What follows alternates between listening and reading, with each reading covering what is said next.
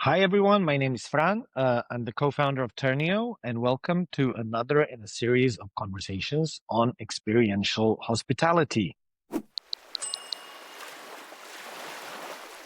With me today is Neville Isaac, Director of Revenue Management at Taiga Resorts. Welcome, Neville. Thanks, Fran. Thanks for having me. I'm glad to be here and happy to talk about these things. It's a very interesting area. Well, maybe to start with, let's do a short introduction. Can you tell our audience a bit about you, who you are, and how you ended up at Taiga Resorts? Okay. My name's Neville Isaac. I am Scottish, although I live in Madrid in Spain, where I've been for 20 years now. So actually, Madrid is the city that I've lived in the longest in my whole life. So I'm half Spanish, really. Wow. I'm a Fluent in hotel. Spanish, I assume? Sorry? Fluent in Spanish, I Yes. assume? Yeah. It would be very difficult to work in Spain without speaking Spanish. I'm a hotelier. I came into the business by mistake. Uh, Started as a waiter, worked my way up to becoming a general manager. I was a general manager in boutique properties in London.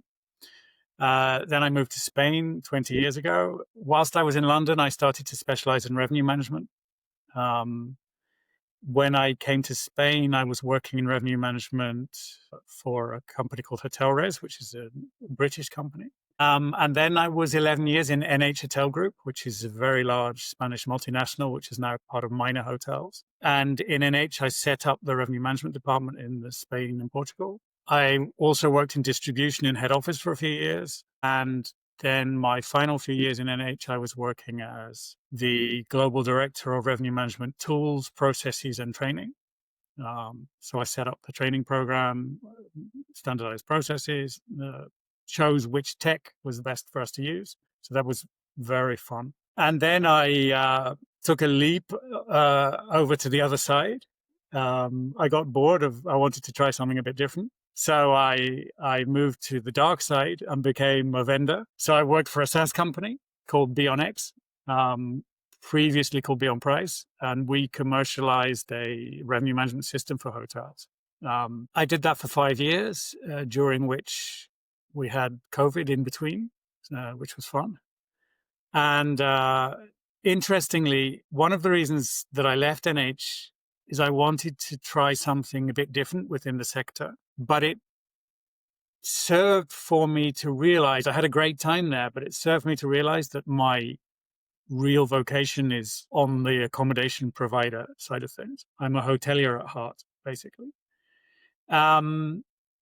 So then I started to look for something a bit different, and the job came up in Taiga through some contacts that I had, some previous colleagues. And I never imagined I'd end up doing this, but Taiga Resorts is a new company. We launched the brand last year.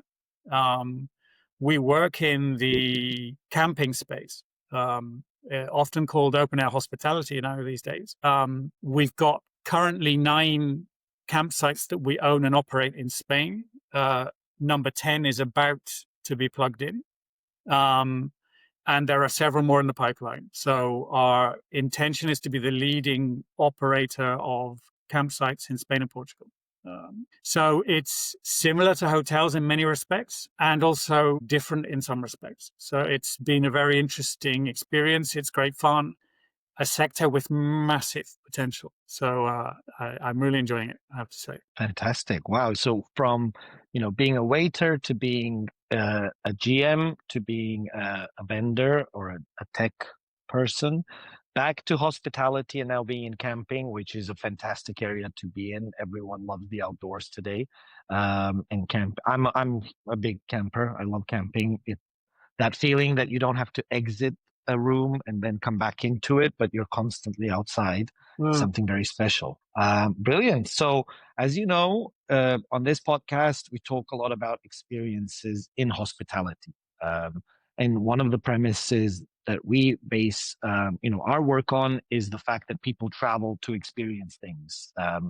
Is it the same in camping? And can you tell us a bit more about Taiga's approach to experiences and experiential hospitality? I mean, I would actually say that the experience economy is at the heart of camping.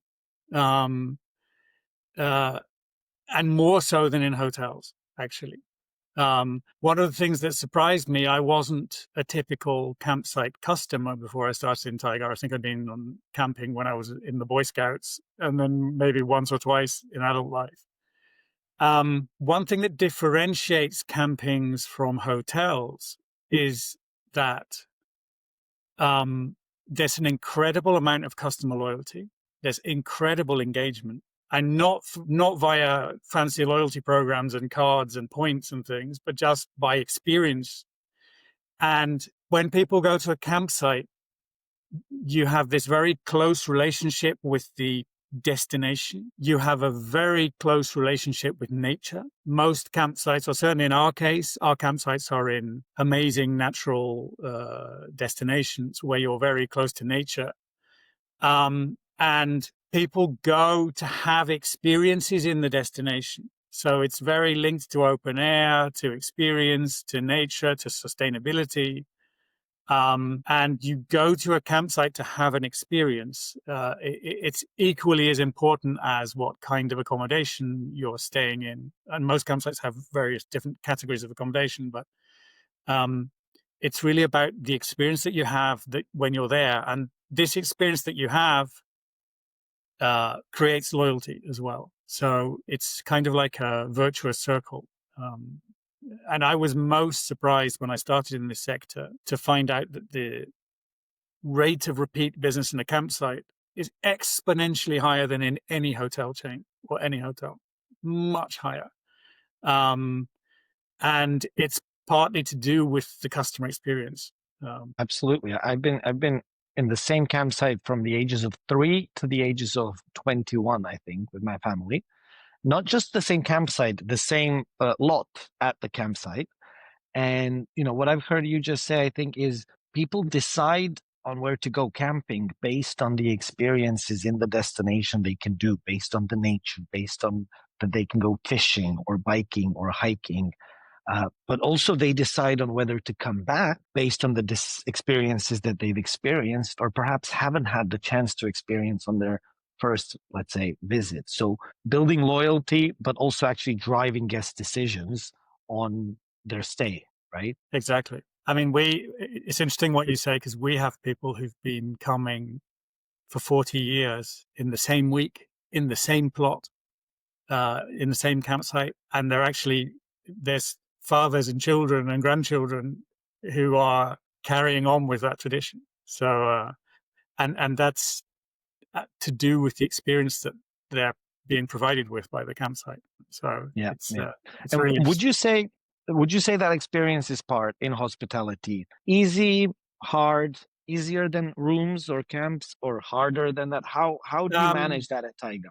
I mean, there's two different levels here. And again, this is perhaps slightly different to a hotel. All campsites have animation. So we have a team of people who provide different experiences for the customers, for the kids, and for adults. There's a lot of sporting activity, et cetera, et cetera. And all campsites have this. In fact, if you didn't have it, no one would come.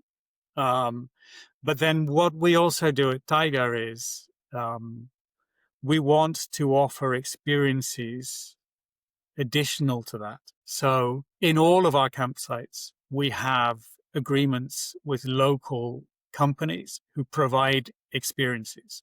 And this also has to do with being part of your destination. So they're local experiences. So for example, we have a campsite in the Delta del Ebro, which is in Catalonia in Spain. And it's where the river the river Ebro comes out to the sea. And we have an experience where you can go and visit the mussel farms and taste the mussels, which is very local experience to that destination.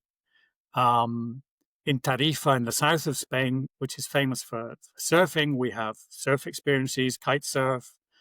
So we try and add to our own offering with third parties, but which adds to the local experience. We have some gastronomy things. We have a really interesting, cool thing in the one in Tarragona that I mentioned before. There's actually a place nearby that makes sake, because Delta del Ebro is famous for rice. Rice is produced there to make paella, and there's a Spanish couple have made a sake fabrication there, and it's a really interesting experience as well. So we try and find things that are a bit more unique. And this really adds to you experiencing the destination in a different way. Having said that, it's a lot of work, because we have to go and negotiate locally with all the people. First, we have to select people we think are interesting. Then we have to negotiate with them. Then we have to sign a contract with them. Then we have to work out how we're going to work together, because the logistics are difficult. So it's a massive amount of work for us to do this. And then we also try, part of what we do is we offer these experiences as an add-on in the booking process when you book a room or book a pitch or a tent. And there's also some big challenges around that. So it's very worthwhile. It's very labor intensive. Mm. Yeah, because the worthwhile part is interesting, especially from coming from you as a revenue manager, because you said you said a lot of great things there, but one sentence that stuck, and I just wrote it down, is you said if you didn't have it, you said experiences, no one would come. And then at the same time, sometimes I hear from revenue managers, especially given that you've spent maybe 10, 20, 30 years very focused on room revenue, now suddenly like additional or ancillary revenue is perhaps, well, it if you look at it separately, you'd think, well, it's not adding that much, but actually it's adding the core revenue, right? So suddenly you've got revenue managers focusing on it. Yeah, I mean, I have a different perspective than maybe other revenue managers might have. We don't make very much money out of experiences, in terms of the fact that we have a deal with a third party, and we maybe have a very, very small margin. But it enables us to attract business. So in my opinion, it helps us increase our rooms revenue because we have this offering. And there is an additional benefit, which is very important. And it's actually very important in terms of us capturing demand outside of holiday season, because campsites are fairly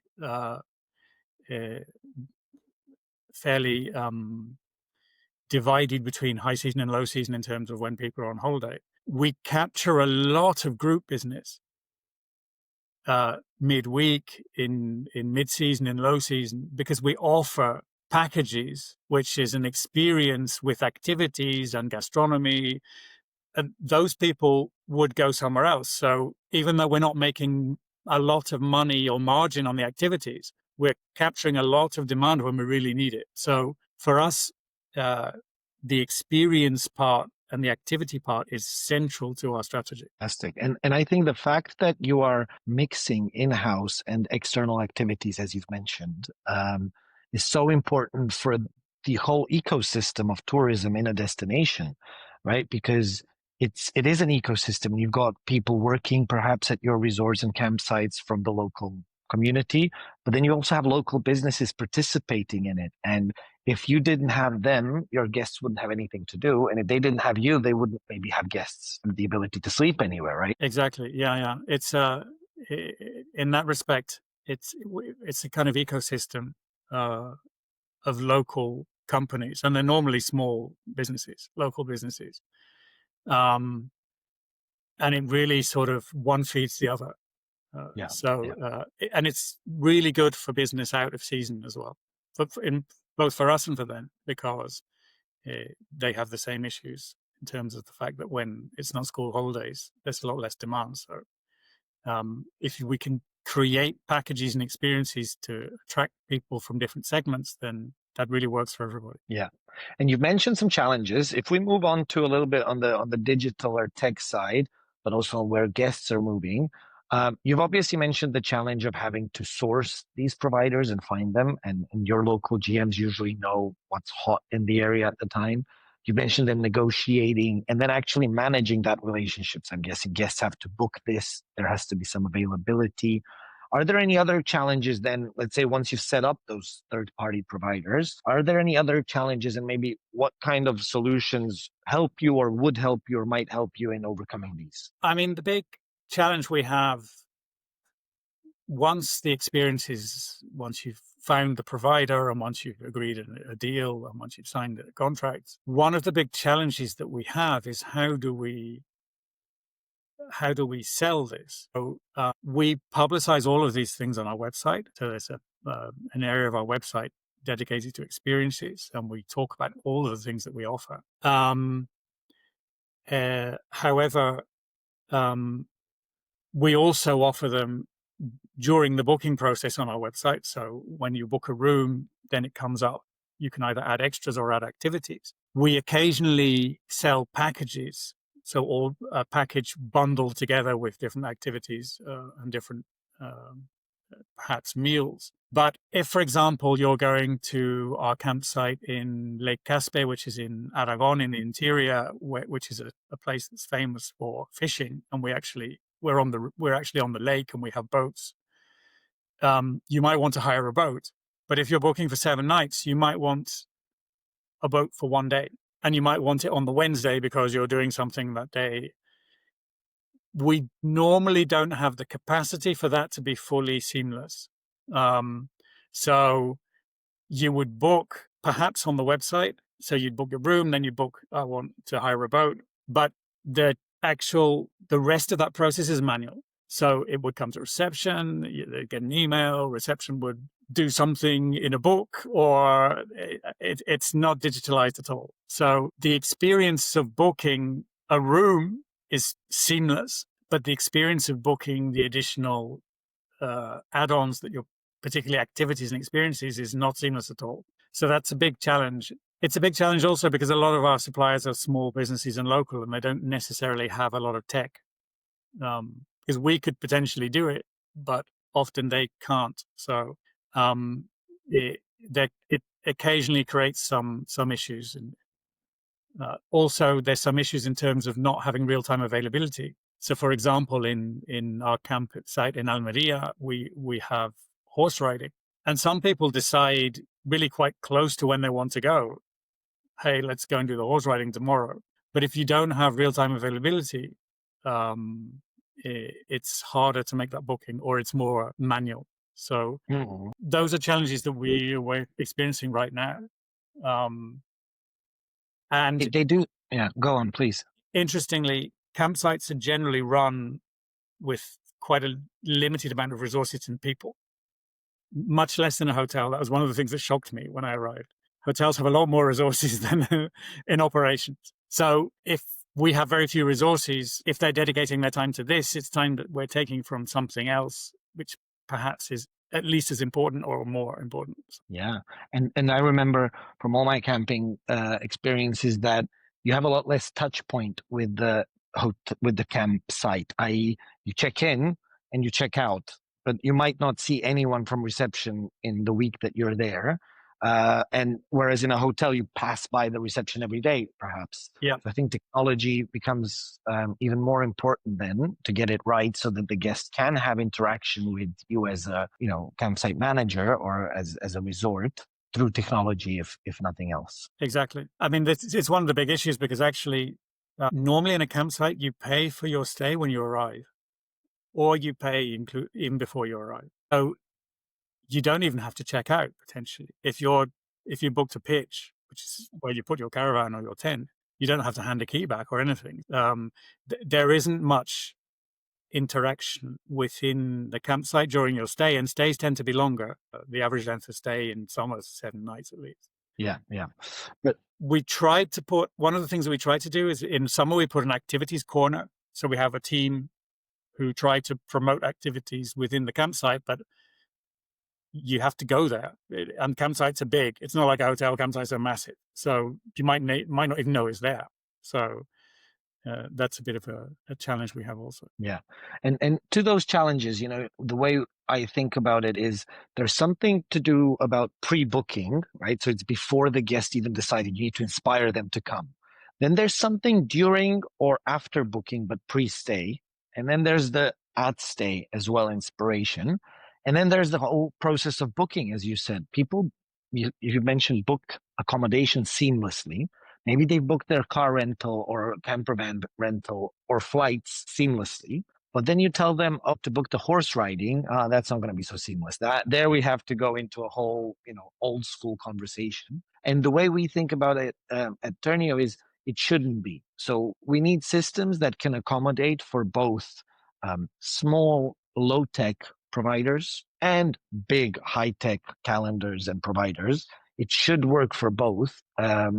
Because that's the only way that guests can actually get exposed to these things and book them. Because I feel like guest expectations have come to the fact that, come on, if I flew from New York to Spain and if I booked the car or the camper van and if I booked your accommodation, seriously, why can't I book a horse riding lesson, right? Definitely. And actually, one of the things that we find is even though we're selling these things on our website, because the process is not ideal, most of the activities are actually sold once the guest arrives.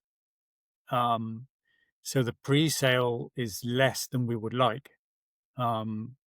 So the information is there, the content is there, people know what's available, but because the booking process is problematic, they don't book, and potentially then they book on site, and receptions have limited amount of resources. So ideally, you would want to take this work away from reception as much as possible. But in order to do that, the pre-stay, the booking we need to improve, basically. Yeah. And also, I feel like since COVID, all of us, we've started booking things more in advance because COVID's taught us that if you don't book or reserve, you're not going to do it, especially in high season. So I feel like our booking windows have shifted, not drastically. I'm not saying 3 or 6 months in advance, although we do see advanced bookings like that as well, but more like a week before. This is where I'm going to plan out my stay if it's high season. And then if you don't have the ability to allow guests to book these, they're going to go and book elsewhere, or they're not going to book and then be disappointed perhaps when they arrive because the activities they're looking for won't be available. Exactly. Okay, brilliant. In terms of where you see it going, kind of the future of experiences at Taiga, but also the future of experiential hospitality, any thoughts on those? I mean, experiential hospitality is clearly a massive growth area. And actually, one of the things that's interesting, I didn't really mention this, but there was a study made a couple of years ago in European campsites, and customers who book experiences as well as rooms are actually providing higher RevPAR because they're also booking more expensive accommodation.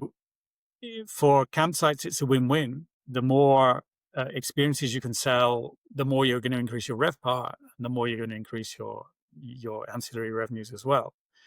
And I can envisage a situation where you, rather than just selling your accommodation, you could perhaps be selling a different experience packages initially on your website. So I always think of this, if you think of the way a SaaS company sells, I don't mean necessarily in hospitality, but SaaS normally have packages which are standard, premium, gold with different things included. I can see us moving in that direction. Whereas we're not just selling a pitch or a tent or a bungalow, we're selling a different experience package, one more basic, one more advanced, with more things included. Because I think people are looking for experiences when they travel. They're not just looking for somewhere to sleep. So I can see that happening. We would need technology to be able to do this. So we need PMS, booking engine, seamless integration with other systems, which we're definitely not there yet. But that's the way I see things going because it's an area which is potentially very profitable. But the sort of integration of having all your systems speaking to each other and everything being as digital as possible is quite complex. It's quite complex to set this up. The integrations work, that all the systems talk to each other, that everything's as real time as possible. From my perspective, your revenue management system would need to manage not only rooms revenue, and not many RMSs do this right now. So I can see where we're going but how quickly we're going to get there, I'm not sure. There's a lot of work ahead of us. That's what you're saying, I think, especially as you mentioned with systems talking to each other.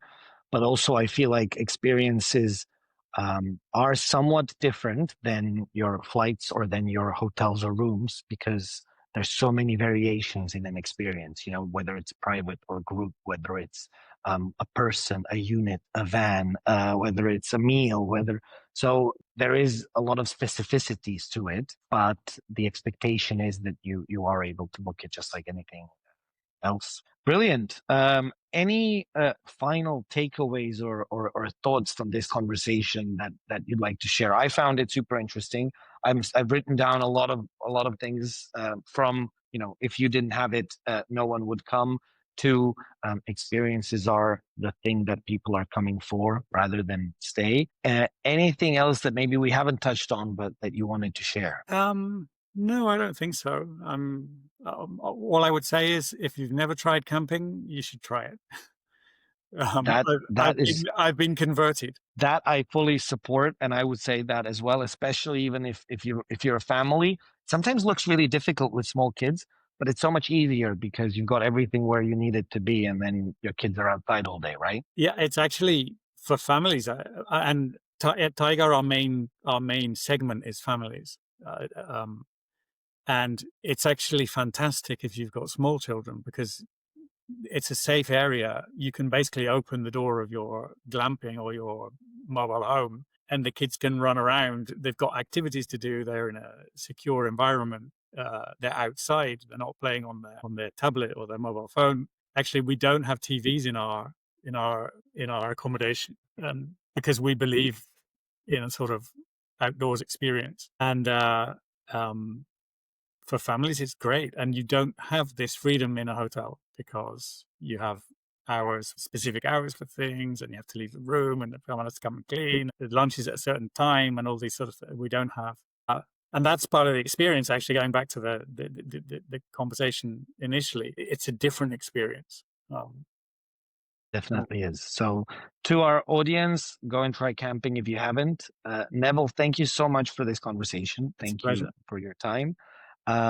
This was another in a series of conversations on experiential hospitality with Neville Isaac from Taiga Resorts. We'll be back soon with another episode. Thanks, everyone, for tuning in.